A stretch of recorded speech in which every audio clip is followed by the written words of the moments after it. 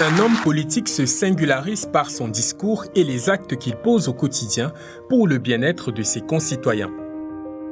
Pour expliquer sa vision, persuader et même séduire. Parler aux jeunes, par exemple, exige de la pédagogie couplée au sens de la formule. Et quand on parle de l'art de la formule, le président Paul Biya a depuis longtemps écrit son nom en lettres d'or sur les tablettes de notre histoire nationale. Chacun de ses discours à la jeunesse porte le double sceau de la connaissance du terrain, mais aussi de la prévenance d'un père de famille protecteur et constant. Voici en 5 actes les saillances et les constances de ses adresses à la jeunesse camerounaise chaque 10 février à l'occasion de la fête qui lui est consacrée. L'emploi jeune, c'est sans doute une des plus grandes préoccupations du président de la République. Cela s'explique par le fait que pour le chef de l'État, c'est le marqueur de la participation effective des jeunes à la vie socio-économique de la nation. L'État mène des actions qui visent à promouvoir la culture entrepreneuriale nécessaire à l'autonomisation de la population jeune. C'est le sens du plan triennal spécial jeune que j'ai prescrit en 2016. Ce mécanisme a déjà permis de financer plus de 11 000 projets en faveur des jeunes et générer près de 35 000 emplois directs pour un coût global d'environ 20 milliards de francs CFA.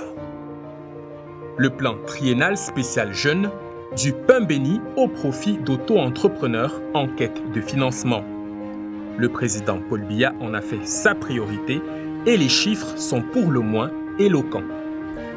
Grâce à une bonne maîtrise de notre économie, nous avons continué la mise en place du plan triennal spécial jeune qui a permis le financement de 8 430 projets, 119 clusters économiques, 132 villages pionniers de seconde génération, ainsi que la création de près de 22 000 emplois directs.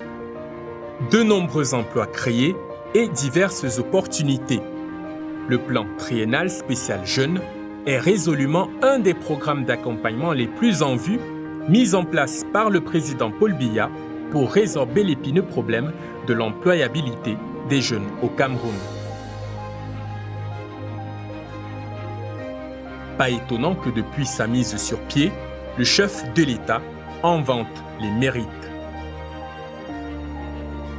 Parmi ces programmes, je pourrais citer le plan triennal spécial jeune qui en 2020 a financé environ 5 500 projets pour un montant global de près de 15 milliards de francs CFA et permis ainsi l'installation d'un peu plus de 16 000 jeunes dans 66 villages pionniers de la deuxième génération.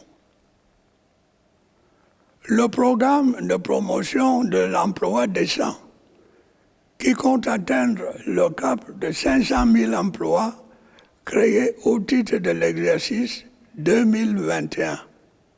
À chaque exercice budgétaire, ses défis en matière d'emploi. Le président de la République en est conscient et exhorte le gouvernement à trouver la bonne recette, la meilleure approche, comme il y a quelques années. En 2019, il est prévu de créer au moins 500 000 emplois. Le gouvernement poursuivra l'opérationnalisation d'un dispositif de gestion prévisionnelle des emplois. Les axes stratégiques du plan d'action prioritaire de la politique nationale de l'emploi continueront d'être mis en œuvre. Voulue et mise en œuvre par le chef de l'État, la décentralisation vise à favoriser une plus grande implication des Camerounais dans la gestion des affaires publiques et leur offrir des opportunités pour le développement de leur pays. À la faveur du grand dialogue national et de l'avènement du Code général des collectivités territoriales décentralisées, le président Paul Biya ne cesse de rappeler à la jeunesse que la décentralisation est une grande opportunité, une niche d'emploi et un facteur de consolidation de la paix. Vous serez la première jeune génération à bénéficier des opportunités qui vont se présenter à ceux qui voudront s'investir dans la gouvernance locale. Et je vous engage vivement à le faire. D'autre part, le nouveau processus de décentralisation a valeur d'exemple. Il apporte la preuve que les problèmes liés à l'évolution de notre société peuvent se régler par la concertation, sans recours à la violence. Le 10 février 2021, le chef de l'État revient à la charge. La décentralisation est en marche et les jeunes ne doivent pas être à la traîne.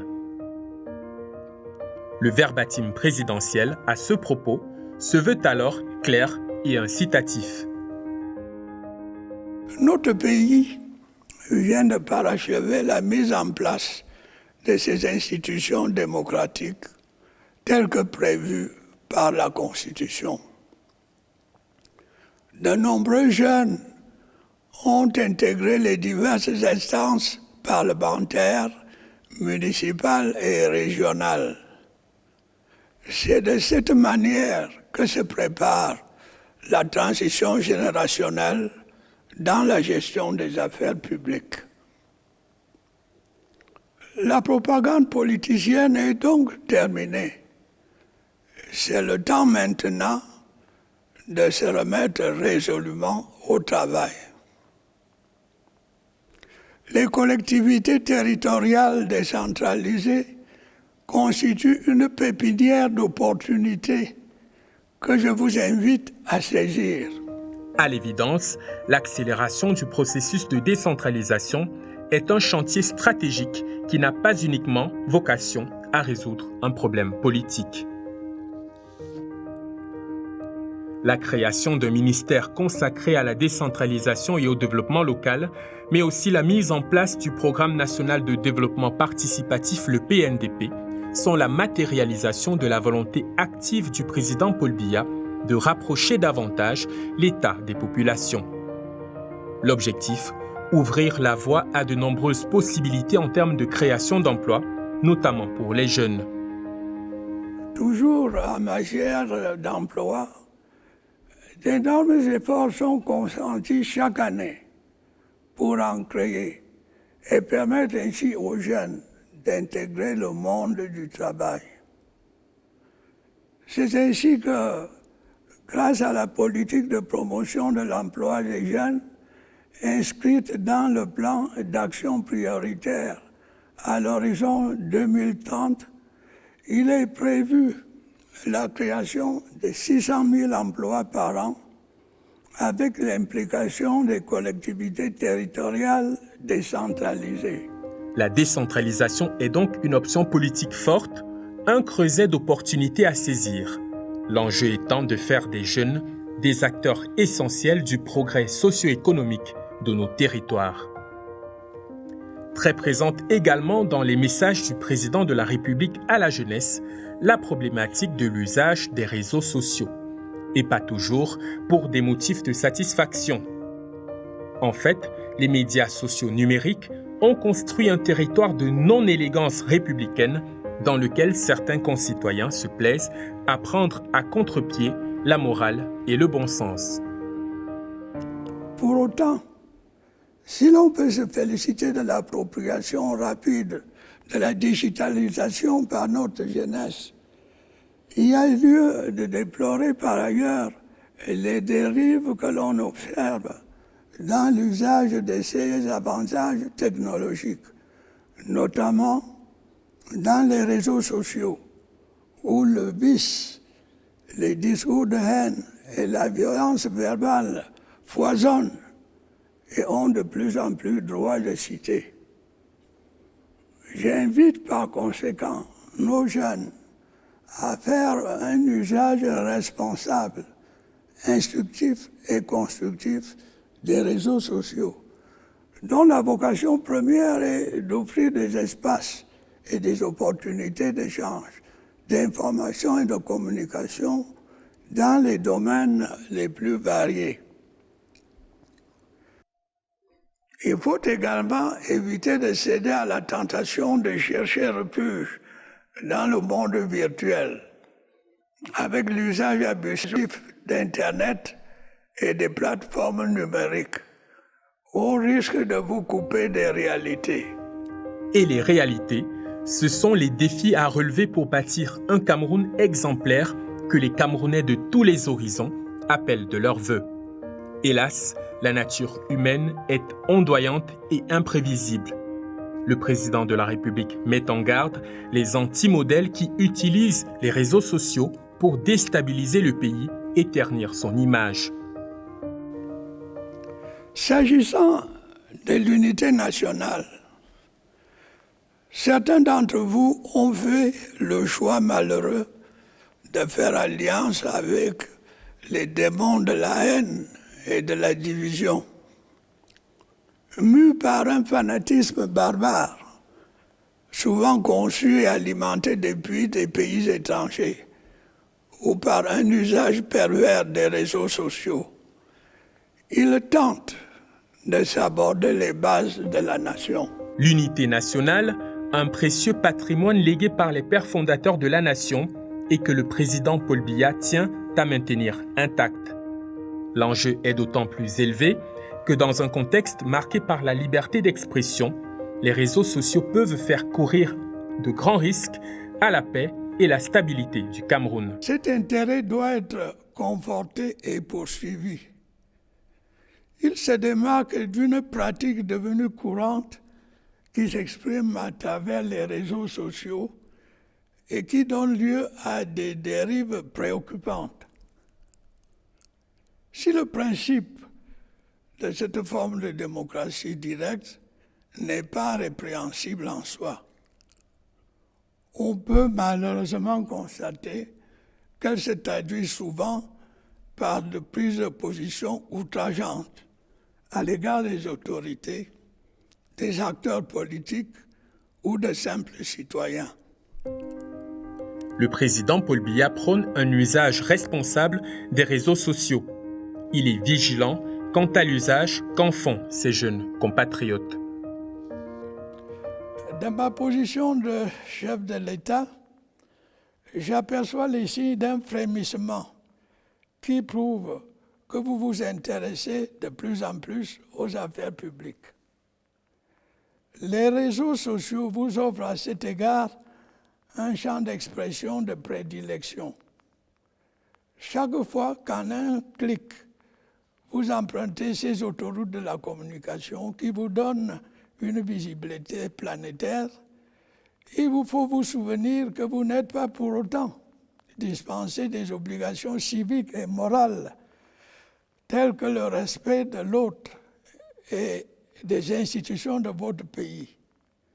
Soyez des internautes patriotes qui œuvrent au développement et au rayonnement du Cameroun, non des followers passifs ou des relais naïfs des pourfendeurs de la République.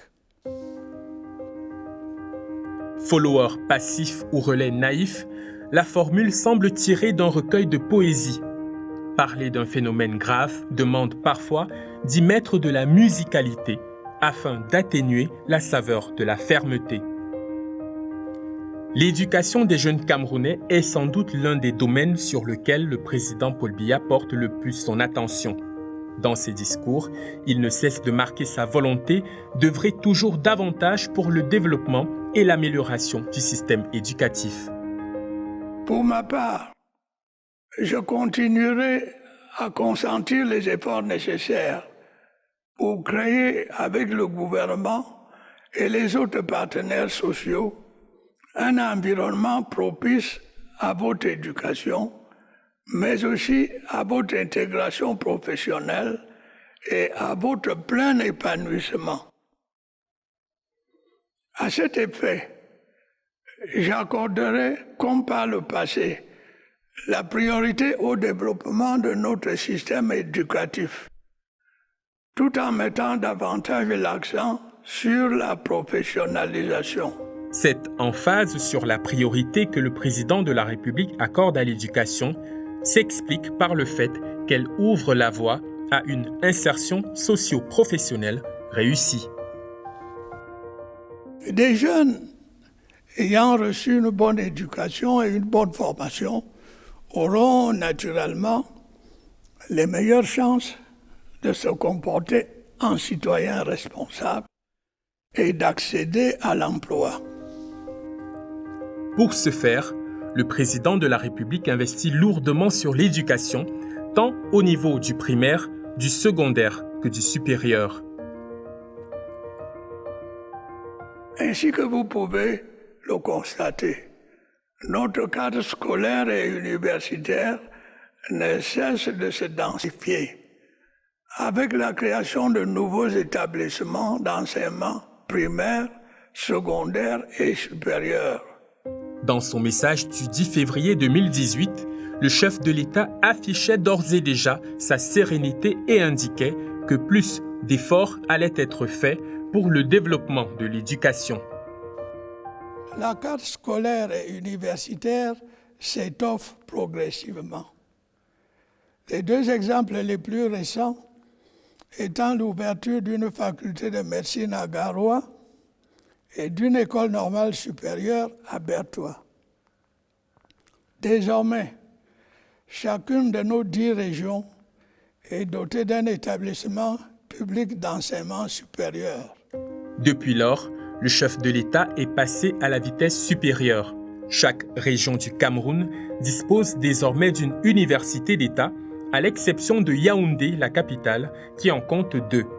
Les plus récentes sont l'université des Bolova, dans la région du Sud, l'université de Berthois à l'Est et l'université de Garoua, dans le nord du Cameroun. Ce qui fait en tout 11 universités d'État. Ceci démontre que pour Paul Biya, éducation rime avec formation. Ce sont les mots de passe de l'auto-emploi et de l'insertion socio-économique des jeunes. Ainsi que vous pouvez le constater, notre cadre scolaire et universitaire ne cesse de se densifier avec la création de nouveaux établissements d'enseignement primaire, secondaire et supérieur. Aux jeunes, donc, de faire de l'éducation et de la formation des priorités aussi bien pour eux-mêmes que pour le berceau de nos ancêtres, le Cameroun. Formé aux humanités, le président Paul Biya tient à la jeunesse camerounaise un discours de psychologue, d'expert en développement de la personne. Lors de ma prestation de serment en novembre dernier, m'adressant à vous, je vous ai demandé de ne pas perdre espoir. Je le répète aujourd'hui. En effet, je n'ignore pas vos difficultés. Je comprends votre aspiration au changement et votre désir de participer davantage aux décisions qui engagent votre avenir. Je vous le dis à nouveau, le Cameroun de demain se fera avec vous. Croire en soi-même et croire en son pays, ainsi pourrait-on résumer ces propos du chef de l'État. Dans ce même discours, Paul Biya apporte son soutien aux jeunes, conscients qu'ils sont exposés aux aléas de la conjoncture internationale et aux vicissitudes de la vie. Face aux crises multiples qui caractérisent le contexte actuel et aux difficultés qui en découlent, il est normal que, comme les jeunes du monde entier, vous puissiez vous sentir quelque peu désorienté.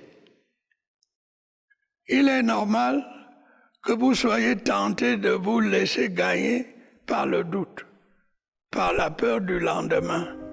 La peur du lendemain, c'est ce que les psychologues appellent anxiété d'anticipation. C'est l'inquiétude pour l'avenir et la peur d'être incapable d'accomplir ce que l'on a décidé de faire. Le président de la République rassure les jeunes et les exhorte à faire preuve de courage. Je vous invite donc à ne pas céder au découragement qui pousse certains d'entre vous sur des chemins périlleux de l'immigration clandestine ou vers le mirage de solutions faciles qui ne conduisent qu'à des impasses. En réalité, le chef de l'État entend les peurs de ses jeunes compatriotes. Et pendant que des mesures sont prises pour apporter des solutions à leurs problèmes, il les met en garde contre les dangers qu'il y a à adopter des comportements répréhensibles. Il vous faudra aussi ne pas céder au désœuvrement qui peut conduire à de mauvais comportements tels que la délinquance, la consommation abusive d'alcool et de drogue. Le gouvernement devra prendre des mesures urgentes pour mener un combat sans merci contre ces fléaux qui minent notre jeunesse et qui, à terme, menacent l'avenir de notre pays. La jeunesse dans son ensemble doit rester focalisée sur les opportunités qu'offre le déploiement stratégique de l'État. Par conséquent, les bénéficiaires doivent faire preuve de patience et s'abstenir de se réfugier dans les cachots du désespoir. Mes chers jeunes compatriotes, comme je vous l'ai souvent répété, vous ne devez jamais désespérer de votre pays. Vous devez garder foi en l'avenir d'un Cameroun qui gagne et où chacun se met volontiers au service de l'intérêt de tous. Vous devez demeurer à l'avant-garde pour mener les combats vitaux de votre temps. Depuis toujours, le verbe est un attribut essentiel du pouvoir. Le président Paul Biya en a fait un de ses outils de prédilection en direction des Camerounais en général et des jeunes en particulier. À ses jeunes compatriotes, Paul Biya reste constant dans ce qu'il propose, mais aussi dans ce qu'il attend en retour. Ce n'est pas en effet seulement l'affaire du gouvernement, mais bien celle de chacun et chacune d'entre nous. Et à ce propos, je reprendrai à mon compte la formule célèbre. Ne vous demandez pas ce que votre pays peut faire pour vous, mais plutôt ce que vous pouvez faire pour votre pays. Cet appel à l'effort auquel je vous exhortais il y a tout juste un an, dans les mêmes circonstances, je le renouvelle aujourd'hui. Plutôt que de céder à la tentation du mirage de l'immigration clandestine et d'entreprendre un voyage périlleux dont l'issue est souvent malheureuse, je vous invite à participer activement à notre grand projet qui vise à accéder à l'émergence à l'horizon 2035.